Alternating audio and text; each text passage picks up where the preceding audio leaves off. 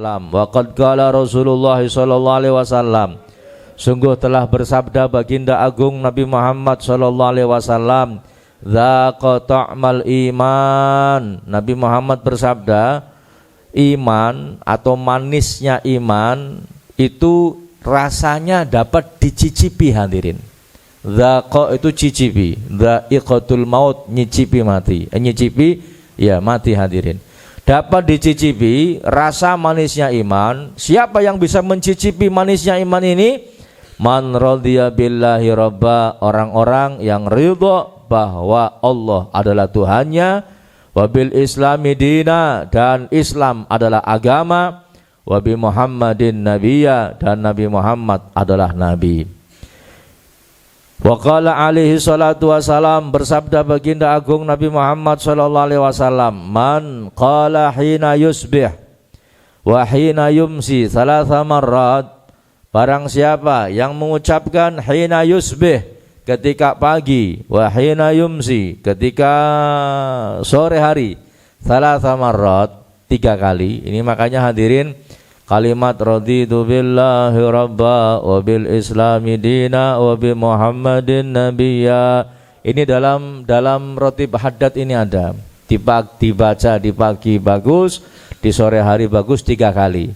Termasuk dalam rotib haddad raditu billah juga dibaca 3 kali. Ini kok oleh ngomong ora berkah, kan nyetili hadirin, rotib haddad dibaca ora berkah. Sing ora berkah kawen. Ini rotib haddad diambil dari mana? Dari hadis Nabi Muhammad. Rasul yang mengatakan, kan seakan-akan giring orang supaya benci sama hadis Nabi hadirin.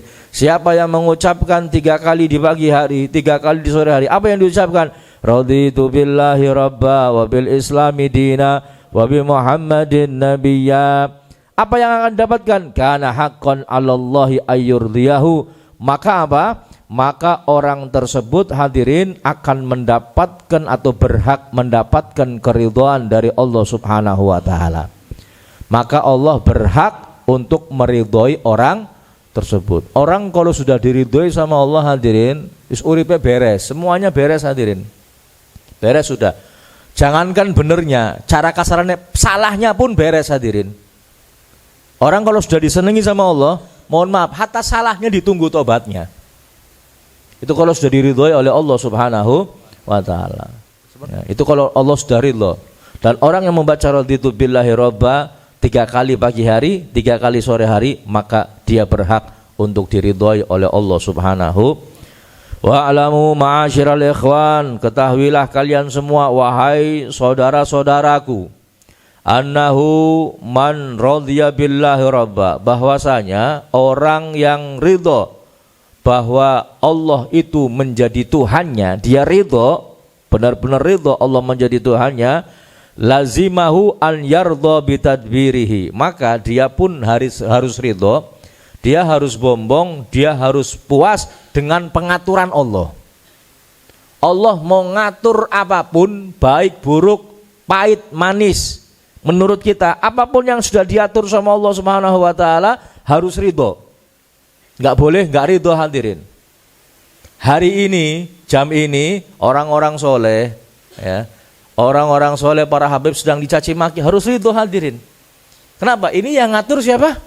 Allah Subhanahu wa taala. Gue anjok mono hadirin, harus ridho. Ya, walaupun nanti secara zahir, secara syariat ada pembelaan, ada pembuktian, tapi harus ridho. Ini diatur sama Allah Subhanahu. Mesti ada hikmahnya, enggak mungkin enggak.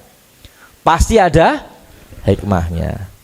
Wa ikhtiyarihi lahu, dan juga pilihan yang Allah berikan kepadanya, mesti ridho. Mesti apa? Ridho. Misal dilalaikan jenengan oleh bojo sing ora ayu misalkan. Sing ora ayu. Misalkan misal ireng, cerumut, ngamukan, cerewet, urip maning. Tapi Allah sudah memilihkan hadirin, mesti apa? Ridho. Wis disabari bae hadirin. Wa bimurri qadaihi, dan dengan pahitnya kehendak Allah, pahitnya takdir Allah, harus ridho hadirin. Orang yang ngaku raditu billahi rabba, aku ridho Allah menjadi Tuhan, harus ridho apa? Oh ternyata ada takdir yang pahit bagi ridho. Ini dari Allah hadirin. Aja terus ya Allah nyong wis ora kuat nyoras. Jangan hadirin, semuanya dari Allah. Wa an yaqna'a bima qasamahu lahu minar rizqi, dan dia harus merasa puas. Dia itu puas dengan apa? Dengan pembagian yang diberikan Allah kepada orang tersebut dari rizki. Allah bagi sekian, puas. Ya Allah, matur nuwun Gusti, dikasih yang seperti ini. Harus yakin kalau ini adalah pemberian Allah. Wa an yudawi ma'ala ta'ati, dan orang yang mengaku bahwa aku ridho Allah menjadi Tuhan, maka dia harus mudawamah, harus istiqomah di dalam ketaatan kepadanya. Wa yuhafidhu ala faraidihi, dan menjaga kefarduan-kefarduannya, menjaga hal-hal yang fardu yang Allah fardukan kepada kita. Wa yajtaniba maharimah, dan menjauhi yang diharamkan oleh Allah Subhanahu wa taala.